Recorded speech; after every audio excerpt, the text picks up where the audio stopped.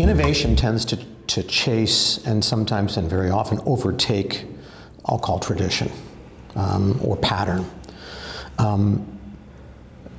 The variable today that is, I think, probably one of the most transformative is time.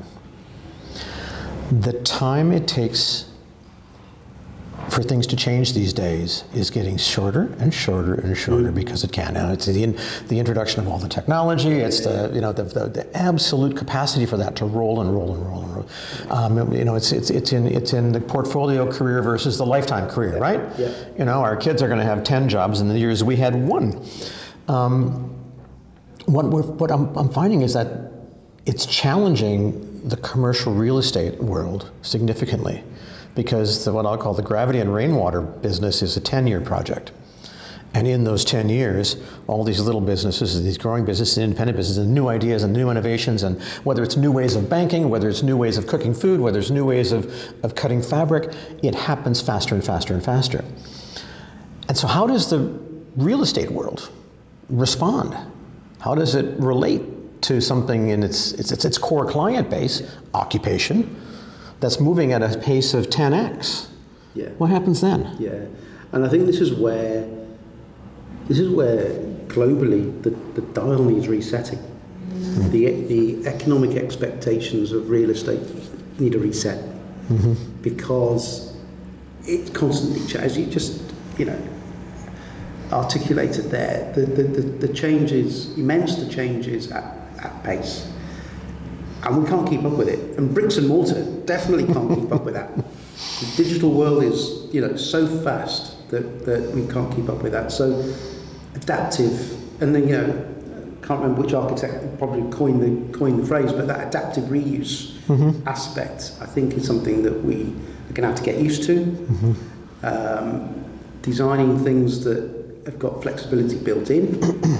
This scheme itself was very much part of that, in that it was a block by block, building by building, as opposed to some super mal or whatever that was created that, once it's built, it's built. If it starts to fail, the whole thing needs to come down or be changed. So flexibility built in, but also things like how we value these things going forward is absolutely that's critical. A big issue. It's a big issue. It's a big issue because at the moment the model is still linked to how that real estate portfolio works with regards to our pension schemes and so on and so forth. And I think, there's going to be something around looking at things almost from a sort of hedonistic valuation perspective, where we're actually looking at the utilisation of the assets. And coming back to that placemaking, that's how very are important. Places being utilised, and that being a key factor within the valuation process, so that it's not just about, there's the rentals flow and what's the covenant strength of the occupier, right, we can capitalise it at this yield and everyone's happy.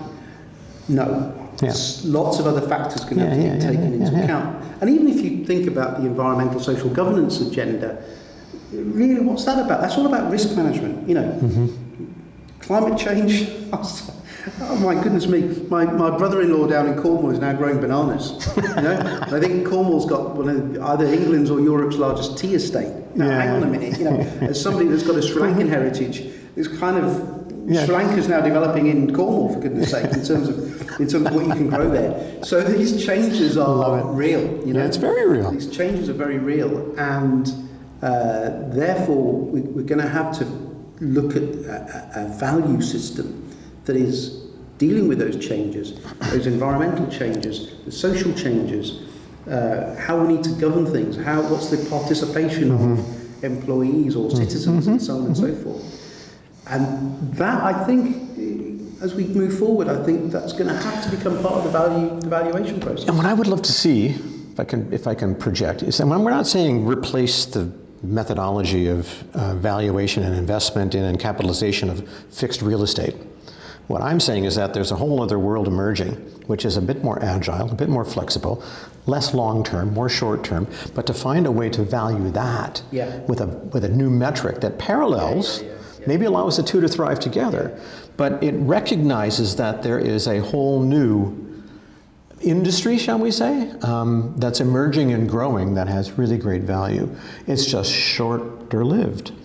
And also what's really kind of cool in that new model is that learning becomes a real integral part to it. So as we were saying before about the arts and all forms of arts being important, in that world, education and learning, and it goes into universities and of all level of learning, but certainly you can start to bring in the innovation of the universities into the growth in that industry, and that is hugely impressive. And something else that I've talked about in the past is place as a service.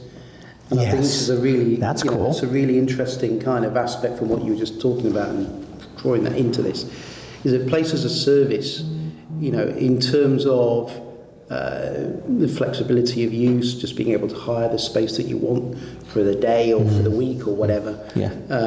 How do citizens engage with that place? How is it serving them? Again, what role might the public sector play? Is it local council services? Is it health services and so on and so forth? Is there a plug and play option for the health service, for local government? You don't have to be there all the time, but how do we build in that flexibility so you do end up with place operating as a service to people? And I think coming back to the valuation aspects and how these things are looked at, that service element, and then what cash flow derives from that will play a part in that rethinking. Really clever thinking, place as service, and they're not thinking that way. No. But it very much, because it ties into the whole concept of experience. Everybody talks about creating experience, but service has a construct behind it. And in the digital world, we're all living off our mobile phones and so on. You try and phone any institution these days, it's impossible. You've got to press option 1, option 2, option 10 might be let's speak to a real person. And in that digital world, and we can't roll the clock back. It is what it is. That's the way we are now. So our built environment, our spaces, our places, need to be able to adapt as well, to work with that, not against it. And how you bring that human intervention. We want to meet each other, we want to play. But what does that mean in the digital world? And therefore that place as a service thing, I think, has got it's a brilliant idea. way to go.